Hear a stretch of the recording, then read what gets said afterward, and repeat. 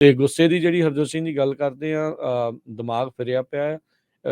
ਮੈਨੂੰ ਤੇ ਇਦਾਂ ਲੱਗ ਰਿਹਾ ਵੀ ਵੀਕਐਂਡ ਗੋਰਿਆਂ ਨੇ ਜਿਹੜਾ ਆ, ਅਮਰੀਕਾ ਵਾਲਿਆਂ ਨੇ ਰਾਖੀ ਜਿਹੜਾ ਉਹ ਕਤਲੋਗਾਰਤ ਲਈ ਰਿਹਾ ਆ। ਜੀ ਹੁਣ ਐਲਬਾਮਾ ਦੇ ਵਿੱਚ ਇੱਕ ਸਵੀਟ 16 ਪਾਰਟੀ ਦੇ ਉੱਤੇ 4 ਜਣਿਆਂ ਦਾ ਮੌਤ ਹੋ ਗਈ ਆ, ਤੇ ਦਰਜਨ ਜਿਹੜੇ ਲੋਕ ਆ, ਦਰਜਨ ਤੋਂ ਵੱਧ ਉਹ ਜ਼ਖਮੀ ਹੋਏ ਆ। ਸਵੀਟ 16 ਦੀ ਪਾਰਟੀ ਦੇ ਉੱਤੇ ਕਿਸੇ ਨੇ ਕਹਿੰਦੇ ਆ ਵੀ ਗੋਲੀकांड ਜਿਹੜਾ ਉਹ ਕਰ ਦਿੱਤਾ।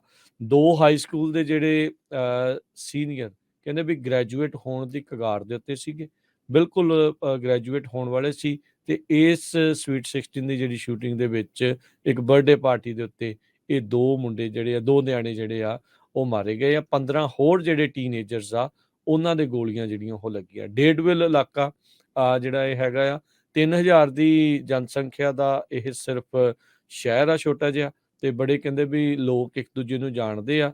ਭਰਵਾਂ ਜਿਹੜਾ ਉੱਥੇ ਘੱਟ ਸੀਗਾ ਇਸ ਸਵੀਟ 16 ਪਾਰਟੀ ਦੇ ਉੱਤੇ, ਤੇ ਫਿਰ ਉੱਥੇ ਇਹ ਮੈਸੇਕਰ ਜਿਹੜਾ ਉਹ ਹੋ ਗਿਆ। ਐਲਬਾਮਾ ਲਾ ਕਾਉਂਟੀ ਇਨਫੋਰਸਮੈਂਟ ਦੀ ਏਜੰਸੀ ਨੇ ਜਿਹੜਾ ਉਹ ਕਿਹਾ ਵੀ ਕਹਿੰਦੇ ਮੈਂ ਦੱਸ ਨਹੀਂ ਸਕਦਾ ਵੀ ਇਹ ਕਿੰਨਾ ਜਿਹੜਾ ਭਿਆਨਕ ਜਿਹੜੀ ਸਥਿਤੀ ਹੈ ਉਹ ਇਸ ਟਾਈਮ ਬਣੀ ਆ।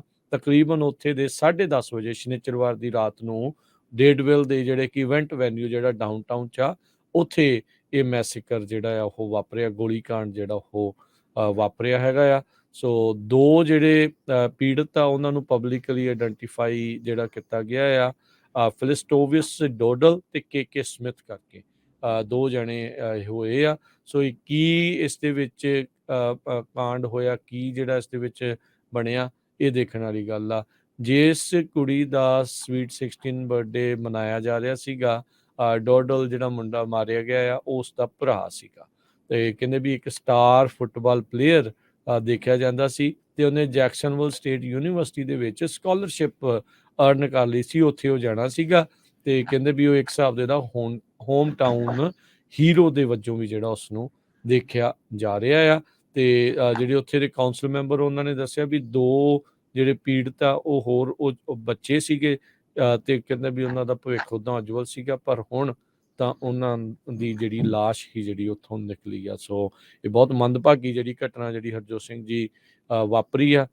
15 ਟੀਨੇਜਰਸ ਇਸ ਟਾਈਮ ਫੱਟੜ ਨੇ, 4 ਜਿਹੜੇ ਉਹ ਮਾਰੇ ਜਾ ਚੁੱਕੇ ਆ। ਪੁਲਿਸ ਭਾਲ ਕਰ ਰਹੀ ਆ ਵੀ ਇਸ ਗੋਲੀकांड ਨੂੰ ਕਿਸ ਨੇ ਅੰਜਾਮ ਦੇ ਦਿੱਤਾ। ਕੋਈ ਹਫ਼ਤਾ ਨਹੀਂ ਜਾਂਦਾ ਅਮਰੀਕਾ ਦੇ ਵਿੱਚ ਜਦੋਂ ਮਾਸ ਸ਼ੂਟਿੰਗ ਨਾ ਹੋਵੇ। ਇਹ ਇੱਕ ਹੋਰ ਮਾਸ ਸ਼ੂਟਿੰਗ ਸੀ ਜੋ ਪਿਛਲੇ ਸ਼ਨੀਚਰਵਾਰ ਰਾਤ ਨੂੰ ਅਲਬਾਮਾ ਦੇ ਵਿੱਚ ਵਾਪਰੀ ਹੈਗੀ ਆ।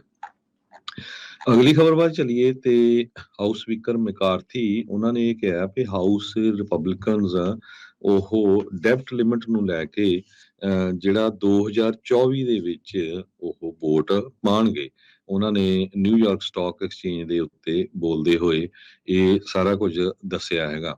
ਕਹਿੰਦੇ ਵੀ ਇਹ ਇੰਨਾ ਈਜ਼ੀ ਤਾਂ ਨਹੀਂ ਹੋਊਗਾ ਪਾਸ ਥਰੂ ਕਰਨਾ, ਕਿਉਂਕਿ GOP ਦੀ ਜਿਹੜੀ ਮੈਜੋਰਿਟੀ ਆ ਉਹ ਬੜੀ ਥਿਨ ਹੈਗੀ ਆ, ਪਰ ਇਸ ਸਾਲ ਦੀ ਜਗ੍ਹਾ ਤੇ ਅਗਲੇ ਸਾਲ ਉਹ ਡੈਬਟ ਸੀਲਿੰਗ ਦੇ ਉੱਤੇ ਵੋਟ ਪਾਉਣਗੇ। ਅਗਲੇ ਸਾਲ ਫਿਰ ਇਲੈਕਸ਼ਨ ਦਾ ਜਿਹੜਾ ਈਅਰ ਆ ਉਹ ਵੀ ਹੈਗਾ ਆ, ਉਹ ਵੀ ਆਉਣਾ ਆ। ਸੋ ਉਹਦੇ ਉੱਤੇ ਵੀ ਜਿਹੜਾ ਇਹਦਾ ਕਾਫੀ ਅਸਰ ਪਊਗਾ। ਪਰ ਹਾਊਸ ਸਪੀਕਰ ਮੈਕਾਰਥੀ ਉਹਨਾਂ ਨੇ ਕਿਸੇ ਤਰ੍ਹਾਂ ਦੇ ਜਿਹੜੇ ਸਪੈਸੀਫਿਕਸ ਆ ਜੋ ਇਸ ਬਿੱਲ ਦੇ ਉੱਤੇ ਹੋਣਗੇ ਡੈਬਟ ਸੀਲਿੰਗ ਨੂੰ ਇਨਕਰੀਜ਼ ਕਰਨ ਦੇ, ਉਹ ਤਾਂ ਨਹੀਂ ਦੱਸੇ, ਪਰ ਉਹਨਾਂ ਨੇ ਪ੍ਰੈਜ਼ੀਡੈਂਟ ਜੋ ਬਾਈਡਨ ਉਹਨਾਂ ਨੂੰ ਪੂਰਾ ਜਿਹੜਾ ਆ ਕ੍ਰਿਟੀਸਾਈਜ਼ ਕੀਤਾ ਆ ਵੀ ਉਹ ਪਾਲਿਸੀ ਕੰਡੀਸ਼ਨਸ ਦੇ ਉੱਤੇ ਕਿਸ ਤਰ੍ਹਾਂ ਡੈਬਟ ਦੀ ਲਿਮਿਟ ਜਿਹੜੀ ਆ, ਕਰਜ਼ੇ ਦੀ ਲਿਮਿਟ ਨੂੰ ਵਧਾਉਣਾ ਹੈਗਾ ਆ, ਤੇ ਕਿਸ ਤਰ੍ਹਾਂ ਡੈਮੋਕ੍ਰੇਟਸ ਦੀ ਸਪੋਰਟ ਲੈ ਕੇ ਜੁਆਇੰਟਲੀ ਹੋ ਸਕਦਾ। ਕਹਿੰਦੇ ਉਹਦੇ ਉੱਤੇ ਉਹ ਸਾਡੇ ਨਾਲ ਨੈਗੋਸ਼ੀਏਟ ਨਹੀਂ ਕਰ ਰਹੇ ਹੈਗੇ।